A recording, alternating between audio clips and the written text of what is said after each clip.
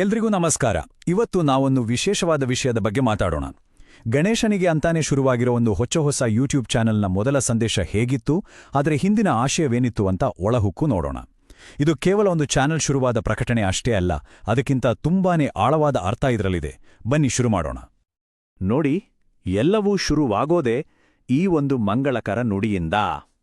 ಇದು ಬರೀ ಒಂದು ನಮಸ್ಕಾರ ಅಲ್ಲ, ಬದಲಿಗೆ ಈ ಇಡೀ ಪ್ರಯತ್ನಕ್ಕೆ, ಈ ಚಾನೆಲ್ಗೆ ಒಂದು ಧನಾತ್ಮಕವಾದ ಶಕ್ತಿಯನ್ನ, ಒಂದು ದೈವಿಕ ಸ್ಪರ್ಶವನ್ನ ಕೊಡುವ ಪ್ರಾರ್ಥನೆ.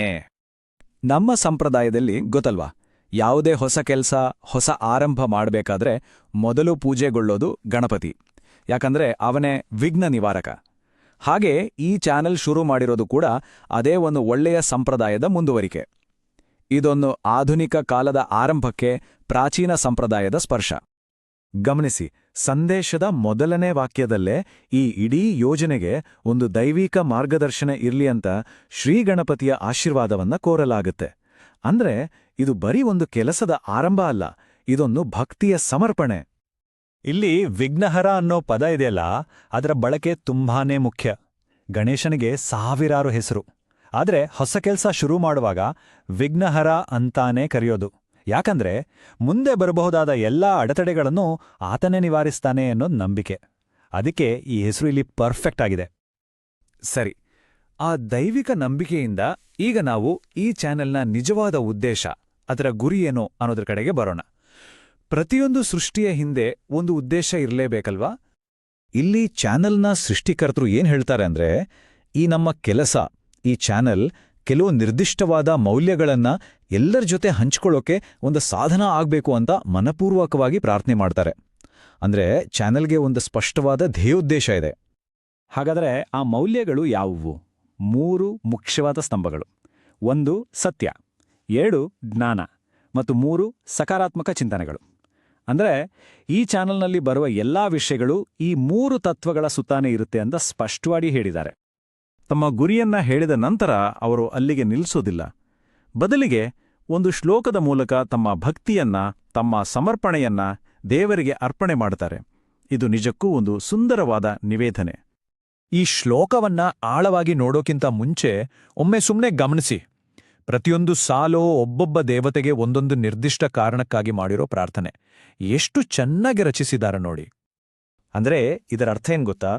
ಇದು ಬರೀ ಗಣೇಶನಿಗೆ ಮಾಡೋ ಪ್ರಾರ್ಥನೆ ಅಷ್ಟೇ ಅಲ್ಲ, ಬದಲಿಗೆ ಬೇರೆ ಬೇರೆ ದೇವಿ ಶಕ್ತಿಗಳತ್ರ ಬೇರೆ ಬೇರೆ ನಿರ್ದಿಷ್ಟ ವರಗಳನ್ನ ಕೇಳ್ಕೊಳ್ತಿರೋ ಹಾಗೆ ಇದೆ. ಪ್ರತಿಯೊಂದಕ್ಕೂ ಒಂದೊಂದು ಮನವಿ. ಸರಿ, ಹಾಗಾದ್ರೆ ಬನ್ನಿ ಈ ಶಕ್ತಿಯುತ ಶ್ಲೋಕದ ಒಂದೊಂದು ಸಾಲಿನ ಅರ್ಥ ಏನು, ಯಾರತ್ರ ಏನನ್ನ ಕೇಳ್ಕೋತಿದ್ದಾರೆ ಅಂತ ಈಗ ಬಿಡಿಸಿ ನೋಡೋಣ. ಈ ಟೇಬಲ್ ನೋಡಿ, ಎಷ್ಟು ಸ್ಪಷ್ಟವಾಗಿ ಅರ್ಥ ಆಗತ್ತೆ. ಮೊದಲು ವಿಘ್ನಗಳನ್ನೆಲ್ಲ ನಾಶ ಮಾಡಪ್ಪ ಅಂತ ಗಣೇಶನಿಗೆ ಪ್ರಾರ್ಥನೆ. ಆಮೇಲೆ ಪಾಪಗಳಿಂದ ಮುಕ್ತರಾಗಿ ಪವಿತ್ರವಾಗಿರಲು ಸೂರ್ಯನಿಗೆ, ಸ್ವಶುದ್ಧಿಗಾಗಿ ಅಗ್ನಿಗೆ, ಇನ್ನು ಸಂಸಾರ ಚಕ್ರದಿಂದ ಮುಕ್ತಿಗಾಗಿ ವಿಷ್ಣುವಿಗೆ, ಜ್ಞಾನಕ್ಕಾಗಿ ಶಿವನಿಗೆ ಮತ್ತು ಕೊನೆಯದಾಗಿ ಬುದ್ಧಿಶಕ್ತಿ, ತಿಳುವಳಿಕೆ ಹೆಚ್ಚಾಗ್ಲಿ ಅಂತ ಶಿವನ ಶಕ್ತಿಯಾದ ಶಿವೆಗೆ ಪ್ರಾರ್ಥನೆ. ಎಲ್ಲವೂ ಒಂದಕ್ಕೊಂದು ಹೇಗೆ ಹೆಣೆದುಕೊಂಡಿದೆ ನೋಡಿ. ಹಾಗಾಗಿ ಇದೇನೋ ಸುಮ್ಮನೆ ಕೇಳಿರೋ ವರಗಳ ಲಿಸ್ಟ್ ಅಲ್ಲ, ಇದು ಆಧ್ಯಾತ್ಮಿಕವಾಗಿ ಮತ್ತು ಬೌದ್ಧಿಕವಾಗಿ ಬೆಳಿಲಿಕ್ಕೆ ಒಂದು ಸಂಪೂರ್ಣ ಮಾರ್ಗಸೂಚಿ, ಒಂದು ರೋಡ್ ಮ್ಯಾಪ್ ಇದ್ದ ಹಾಗೆ. ವಿಘ್ನ ನಿವಾರಣೆಯಿಂದ ಹಿಡಿದು ಬುದ್ಧಿಶಕ್ತಿಯ ವಿಕಾಸದವರೆಗೂ ಎಲ್ಲವನ್ನೂ ಕೇಳ್ಕೊಳ್ಳಲಾಗಿದೆ.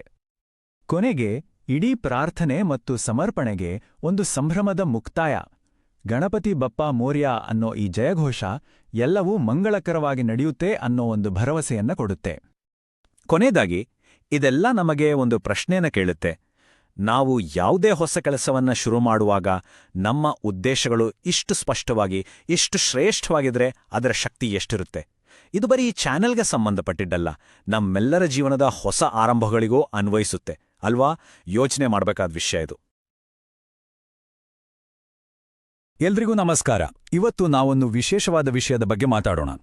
ಗಣೇಶನಿಗೆ ಅಂತಾನೆ ಶುರುವಾಗಿರೋ ಒಂದು ಹೊಸ ಯೂಟ್ಯೂಬ್ ಚಾನೆಲ್ನ ಮೊದಲ ಸಂದೇಶ ಹೇಗಿತ್ತು, ಆದರೆ ಹಿಂದಿನ ಆಶಯವೇನಿತ್ತು ಅಂತ ಒಳಹುಕ್ಕು ನೋಡೋಣ. ಇದು ಕೇವಲ ಒಂದು ಚಾನೆಲ್ ಶುರುವಾದ ಪ್ರಕಟಣೆ ಅಷ್ಟೇ ಅಲ್ಲ, ಅದಕ್ಕಿಂತ ತುಂಬಾನೇ ಆಳವಾದ ಅರ್ಥ ಇದರಲ್ಲಿದೆ. ಬನ್ನಿ ಶುರು ಮಾಡೋಣ. ನೋಡಿ, ಎಲ್ಲವೂ ಶುರುವಾಗೋದೇ ಈ ಒಂದು ಮಂಗಳಕರ ನುಡಿಯಿಂದ. ಇದು ಬರೀ ಒಂದು ನಮಸ್ಕಾರ ಅಲ್ಲ, ಬದಲಿಗೆ ಈ ಇಡೀ ಪ್ರಯತ್ನಕ್ಕೆ, ಈ ಚಾನೆಲ್ಗೆ ಒಂದು ಧನಾತ್ಮಕವಾದ ಶಕ್ತಿಯನ್ನ, ಒಂದು ದೈವಿಕ ಸ್ಪರ್ಶವನ್ನ ಕೊಡುವ ಪ್ರಾರ್ಥನೆ. ನಮ್ಮ ಸಂಪ್ರದಾಯದಲ್ಲಿ ಗೊತ್ತಲ್ವಾ, ಯಾವುದೇ ಹೊಸ ಕೆಲಸ, ಹೊಸ ಆರಂಭ ಮಾಡಬೇಕಾದ್ರೆ ಮೊದಲು ಪೂಜೆಗೊಳ್ಳೋದು ಗಣಪತಿ. ಯಾಕಂದ್ರೆ ಅವನೇ ವಿಘ್ನ ನಿವಾರಕ. ಹಾಗೆ ಈ ಚಾನೆಲ್ ಶುರು ಮಾಡಿರೋದು ಕೂಡ ಅದೇ ಒಂದು ಒಳ್ಳೆಯ ಸಂಪ್ರದಾಯದ ಮುಂದುವರಿಕೆ. ಇದೊಂದು ಆಧುನಿಕ ಕಾಲದ ಆರಂಭಕ್ಕೆ ಪ್ರಾಚೀನ ಸಂಪ್ರದಾಯದ ಸ್ಪರ್ಶ. ಗಮನಿಸಿ, ಸಂದೇಶದ ಮೊದಲನೇ ವಾಕ್ಯದಲ್ಲೇ ಈ ಇಡೀ ಯೋಜನೆಗೆ ಒಂದು ದೈವಿಕ ಮಾರ್ಗದರ್ಶನ ಇರ್ಲಿ ಅಂತ ಶ್ರೀಗಣಪತಿಯ ಆಶೀರ್ವಾದವನ್ನ ಕೋರಲಾಗುತ್ತೆ.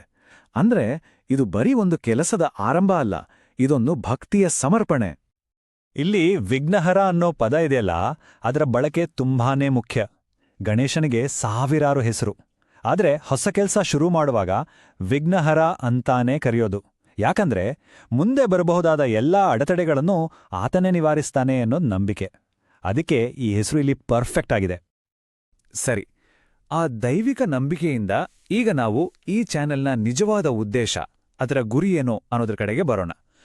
ಪ್ರತಿಯೊಂದು ಸೃಷ್ಟಿಯ ಹಿಂದೆ ಒಂದು ಉದ್ದೇಶ ಇರಲೇಬೇಕಲ್ವಾ? ಇಲ್ಲಿ ಚಾನೆಲ್ನ ಸೃಷ್ಟಿಕರ್ತರು ಏನ್ ಹೇಳ್ತಾರೆ ಅಂದ್ರೆ, ಈ ನಮ್ಮ ಕೆಲಸ, ಈ ಚಾನೆಲ್ ಕೆಲವು ನಿರ್ದಿಷ್ಟವಾದ ಮೌಲ್ಯಗಳನ್ನ ಎಲ್ಲರ ಜೊತೆ ಹಂಚ್ಕೊಳ್ಳೋಕೆ ಒಂದು ಸಾಧನ ಆಗ್ಬೇಕು ಅಂತ ಮನಪೂರ್ವಕವಾಗಿ ಪ್ರಾರ್ಥನೆ ಮಾಡ್ತಾರೆ. ಅಂದ್ರೆ ಚಾನೆಲ್ಗೆ ಒಂದು ಸ್ಪಷ್ಟವಾದ ಧ್ಯೇಯೋದ್ದೇಶ ಇದೆ. ಹಾಗಾದರೆ ಆ ಮೌಲ್ಯಗಳು ಯಾವುವು? 3 ಮುಖ್ಯವಾದ ಸ್ತಂಭಗಳು. 1 ಸತ್ಯ, 2 ಜ್ಞಾನ ಮತ್ತು 3 ಸಕಾರಾತ್ಮಕ ಚಿಂತನೆಗಳು. ಅಂದರೆ ಈ ಚಾನಲ್ನಲ್ಲಿ ಬರುವ ಎಲ್ಲಾ ವಿಷಯಗಳು ಈ 3 ತತ್ವಗಳ ಸುತ್ತಾನೆ ಇರುತ್ತೆ ಅಂತ ಸ್ಪಷ್ಟವಾಗಿ ಹೇಳಿದ್ದಾರೆ. ತಮ್ಮ ಗುರಿಯನ್ನ ಹೇಳಿದ ನಂತರ ಅವರು ಅಲ್ಲಿಗೆ ನಿಲ್ಲಿಸೋದಿಲ್ಲ. ಬದಲಿಗೆ ಒಂದು ಶ್ಲೋಕದ ಮೂಲಕ ತಮ್ಮ ಭಕ್ತಿಯನ್ನ, ತಮ್ಮ ಸಮರ್ಪಣೆಯನ್ನ ದೇವರಿಗೆ ಅರ್ಪಣೆ ಮಾಡುತ್ತಾರೆ. ಇದು ನಿಜಕ್ಕೂ ಒಂದು ಸುಂದರವಾದ ನಿವೇದನೆ. ಈ ಶ್ಲೋಕವನ್ನ ಆಳವಾಗಿ ನೋಡೋಕ್ಕಿಂತ ಮುಂಚೆ ಒಮ್ಮೆ ಸುಮ್ಮನೆ ಗಮನಿಸಿ. ಪ್ರತಿಯೊಂದು ಸಾಲೋ ಒಬ್ಬೊಬ್ಬ ದೇವತೆಗೆ ಒಂದೊಂದು ನಿರ್ದಿಷ್ಟ ಕಾರಣಕ್ಕಾಗಿ ಮಾಡಿರೋ ಪ್ರಾರ್ಥನೆ ಎಷ್ಟು ಚೆನ್ನಾಗಿ ರಚಿಸಿದಾರ ನೋಡಿ. ಅಂದ್ರೆ ಇದರ ಅರ್ಥ ಏನ್ ಗೊತ್ತಾ?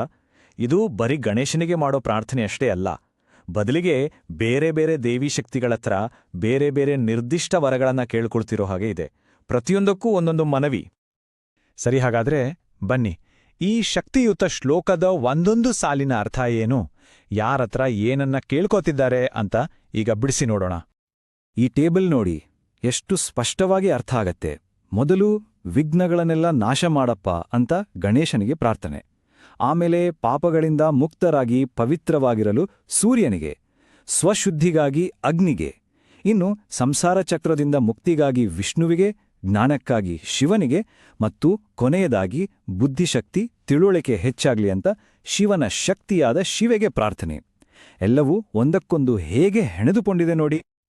ಹಾಗಾಗಿ ಇದೇನೋ ಸುಮ್ಮನೆ ಕೇಳಿರೋ ವರಗಳ ಲಿಸ್ಟ್ ಅಲ್ಲ, ಇದು ಆಧ್ಯಾತ್ಮಿಕವಾಗಿ ಮತ್ತು ಬೌದ್ಧಿಕವಾಗಿ ಬೆಳಿಲಿಕ್ಕೆ ಒಂದು ಸಂಪೂರ್ಣ ಮಾರ್ಗಸೂಚಿ, ಒಂದು ರೋಡ್ ಮ್ಯಾಪ್ ಇದ್ದ ಹಾಗೆ.